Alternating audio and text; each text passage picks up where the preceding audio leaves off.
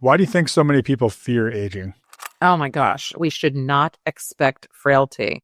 When the sit phrase used to be, oh, sit down and relax, that should be banned and never allowed. What are some practical ways retirees can bridge the generational gaps to solve those challenges to stay socially connected? If you can do this before you exit the workplace, you're in amazing shape when you retire.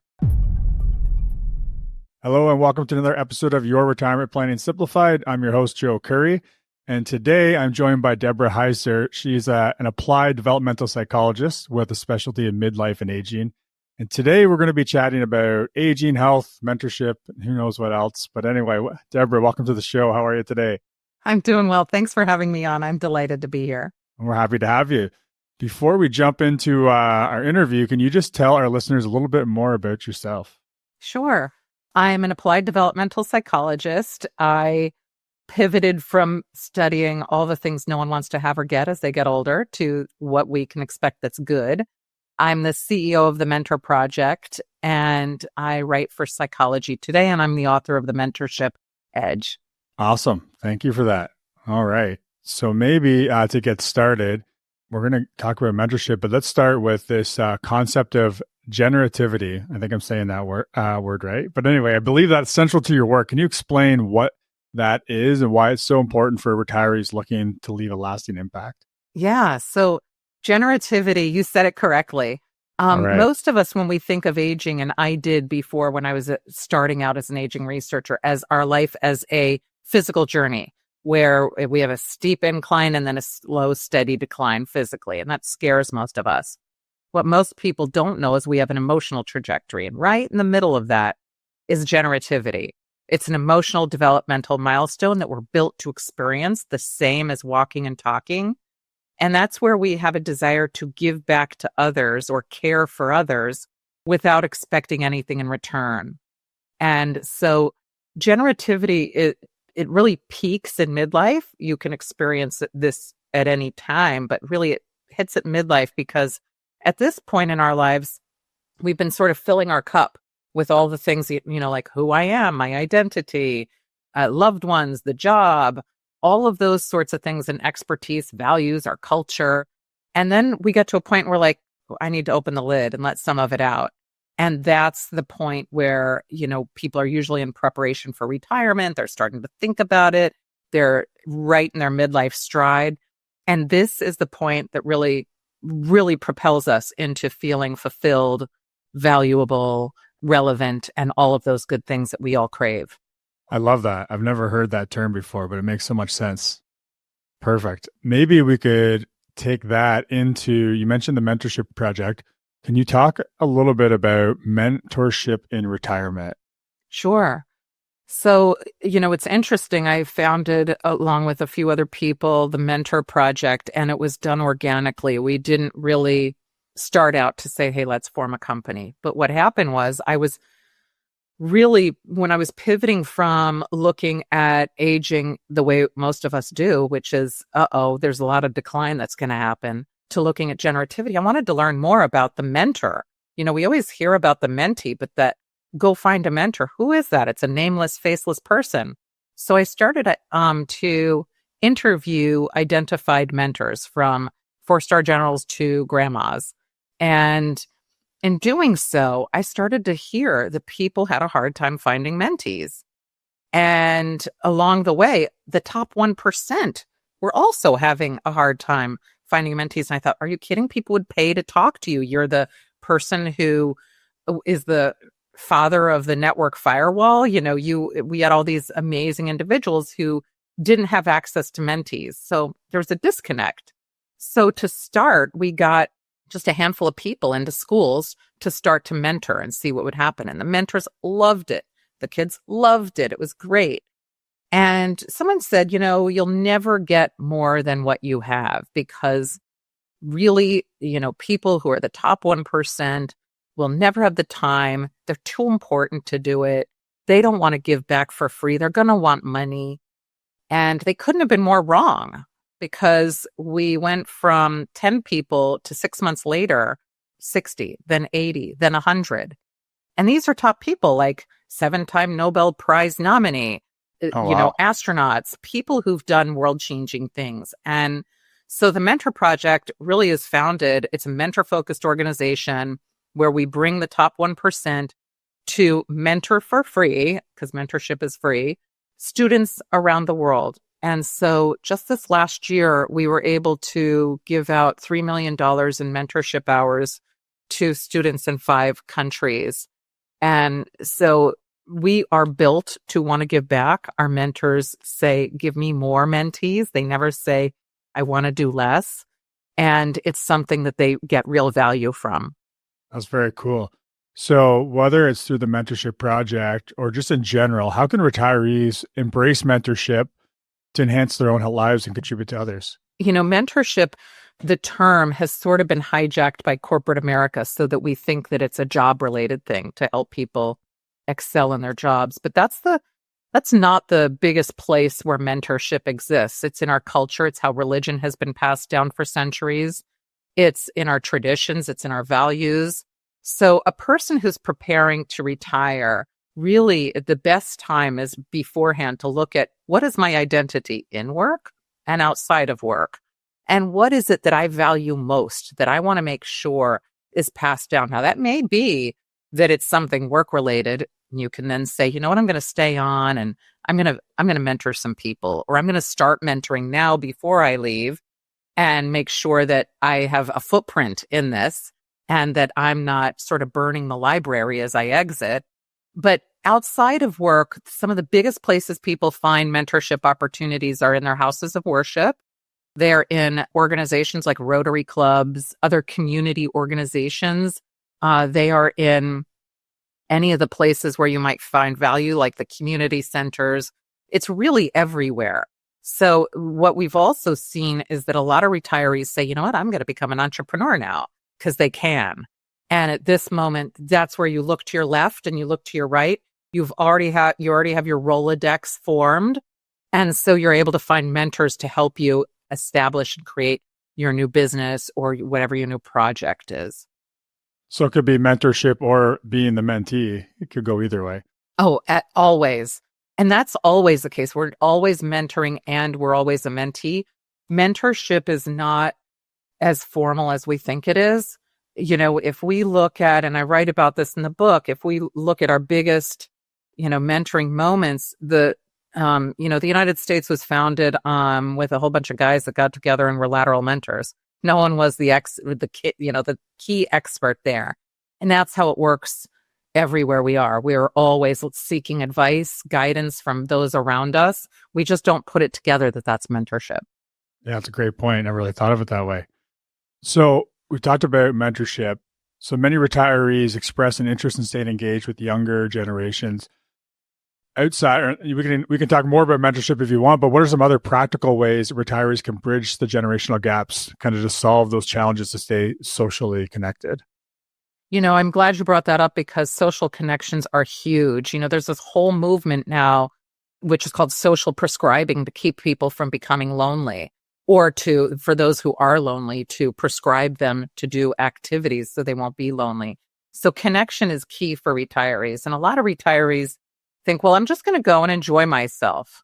And there isn't a plan. Having a plan post-retirement, which involves other people, is really key, not just to your emotional health, but to your physical health as well. So that can be anything. People will say, oh, I need something that feels as purposeful as work. If you can find the purpose in what you want your footprint to be, that may be, value with relatives. It may be that you join a pickleball group. It may be that you go out and you do something in your community that is with, community ed or something like that. I have seen people who have gotten connected by switching a job from being an artist to a bus driver. And that was so that person could get on the football fields of the college teams. And that was a pivot that person made, becoming a docent in a zoo. All of these things that maybe you didn't have the bandwidth for, or that you may have said, oh, that's not as purposeful or as meaningful as I'd like. It's the connection that matters. And having that is really a big purpose that a person should take on. Okay, awesome. Now, so we we just talked about kind of that social aspect, but from your perspective as a developmental psychologist, how should people reframe the idea of retirement? So it's not just about, I have to make sure I have enough money and that retirement is about being older and aging more, but like, how should we rethink or reframe retirement so it's more about personal growth and fulfillment? Yeah, it's an opportunity rather than a challenge. So most people think of it as, oh my goodness, I'm going to have financial challenges. Oh my goodness, I'm going to have health challenges. And they look at it in that framework, and then they're not able to enjoy it as much or prepare as well as they could. So it should really be looked at as the biggest opportunity ever, because you're finally at a stage where you know who you are. You have a network of individuals that you've created over decades. And this is your now opportunity to do whatever it is that you want. And so, of course, make sure that you have the money to do what you want. But this is also a time where you might say, you know what, I want to work. I want to do some more work. Maybe I'm not as financially as set as I'd like to be, but that is often an opportunity for somebody to say, I'm going to go do the job I wanted to do. Yeah. And I don't have to put in 40 hours a week. I can put in 10 or 20 to get by and get what I want. Maybe I just need a supplemental insurance for what my work, or maybe I just need, a certain number, a certain dollar for the year. But that could be seen as, instead of, oh no, I better go make some bucks, to, I have an opportunity to go experience something and meet new people and do what I've always wanted to do. Yeah, that's perfect. Why do you think so many people fear aging? Oh my gosh. Well, we look at, and I did myself when I started out, in the 90s, when I was looking at aging, I saw it as the inverted V that most of us do, which is a steep incline and then a slow, steady decline, where we think, oh my gosh, I'm going to need glasses. I'm going to be slow. I'm going to get frail. I'm going to get Alzheimer's disease and all of these things. And then, the final outcome is death. So, this is not a good outlook, but that's what most of us have. What we really have is our emotional trajectory, which starts at the same place at birth and it goes up and it never declines. So I always tell my students, you can all outrun me, but I'm happier than you. And that is something that we really should be expecting as we grow older. And in our retirement years, we should expect those to be our most fulfilled, because we're able to leave our footprint to those who we want, the way we want, and what we want. So we have all that power within us. And if we can shift that to look at it from the emotional perspective, when we have children, nobody says, I want my baby to grow up and be a fast runner. We say, I want my baby to be happy when they grow up. And we get to live that, what we are hoping for with our next generation. Yeah, that's a great kind of mind shift from what we traditionally think. I love that. And I don't think I've ever heard anybody put it like that. So that's great. So we're talking about some of this emotional side of things, but what does fitness look like for someone, for a real someone in their 50s, 60s or later?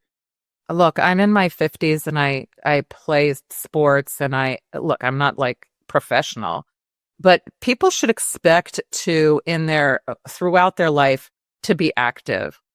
I see people who are in their 70s and 80s really active in sports.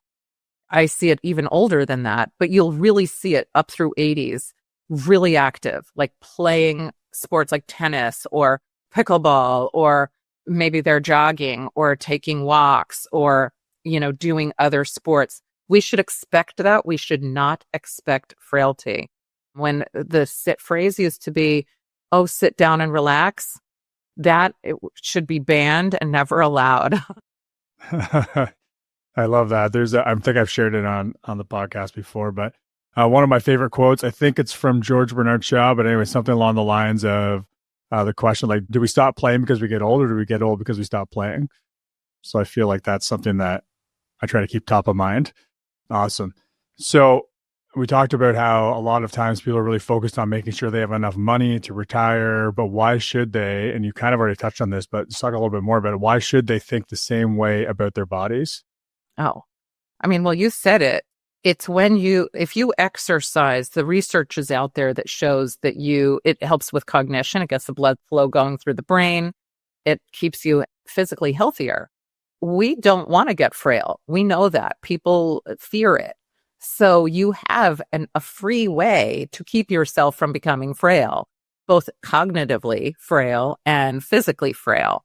And exercise is the biggest thing that you can do. Getting outdoors is a great thing. I mean, just the vitamin D factor is one that we all benefit from. So physical exercise, a lot of people think it's just for your looks so that you can look fit or tone. But really, we need that circulation through our body because our brain is part of our vascular system goes through our brain.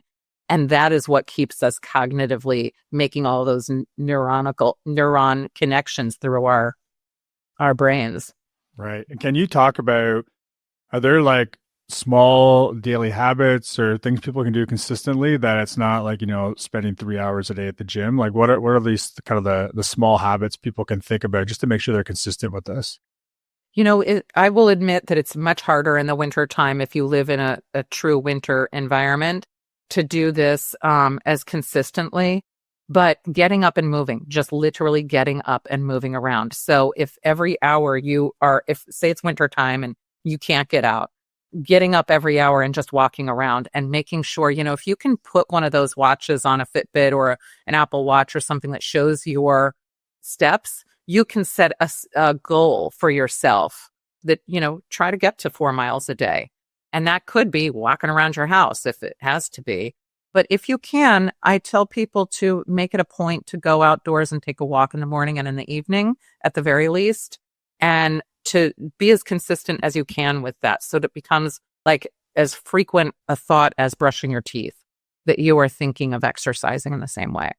Yeah, that's great. And I'm just thinking nowadays, I know around here anyway, like there's a new arena and there's like a walking track in it. So I know there's like a lot of community places now that have walking tracks. So you can still get out and get out of the house without having to chance slipping on ice or something else, right? Yeah, exactly. And going to a gym is always a great idea. But, if you cannot, and you are someone who can't go out to one of those places, you can still do stuff in your own home. But yes, if you can go to a gym, do it, because that's also social. You are also making your connections there. Even Robert Waldinger, he was part of the 75-year Harvard study. He showed that even loose connections, the less meaningful connections matter. Connections in general matter. So if you can get out to exercise, do it. Yeah, that's great. That's definitely something that's come up a lot on the show and just having different guests on and having similar conversations. So great to hammer that home. So we talked about generativity, mentorship, taking care of our body, social aspects of retirement. Is there anything else that we should be thinking about as our listeners are planning for or moving into retirement? I would say before you leave your job, start to think about your identity. A lot of people leave that and people have as their identity their business card. And it feels like, I'll do it tomorrow. They retire. And then they're like, uh-oh, I have retired. Now what is my identity? And that is, people are able to find that, but it can take a little bit of time. It's easier to do it before you retire. And that is as simple as saying, if I have a title, whatever that title is in my job, it could be teacher, fireman, it could be, CEO, it could be whatever it is, lawyer, doctor. You want to take that title away and find out what your identity is outside of that title. And that sounds easier than it is because a lot of people spend most of their time, relating to their title. So if you can do that before you exit the workplace, you're in amazing shape when you retire. Yeah, for sure. And really focusing on what are you retiring to, not just what are you retiring from, right? Mm-hmm. Okay. If you could leave our listeners with one action to take today, whether it's to improve their long-term health and performance or anything else that you think is important, what would that one thing be? Look to your left and look to your right. You're looking at either a mentor or a mentee for yourself. I love it. All right. Can you just tell people, Deborah, where they can find you, follow along, or connect if they'd like to? Yeah, you can find the Mentor Project, mentorproject.org. It is free for students. So if you know of a student, they can join us. You can also find me. I write for Psychology Today, and I have a website, deborahheiser.com. I'm on LinkedIn, and you can find the Mentorship Edge anywhere you buy books, whether in audio or hard copy or Kindle. Awesome. Thanks, Deborah. So for our listeners, retirementplanningsimplified.ca. If you go to the blog tab, you will find this episode with all the resources Deborah just mentioned. And if you enjoyed the show and you know somebody who's retiring and should be thinking about this stuff, please feel free to share it with them. Obviously, the more people to get the information, the better. So, Deborah, thanks for joining us today. It's been fun. Thanks for having me.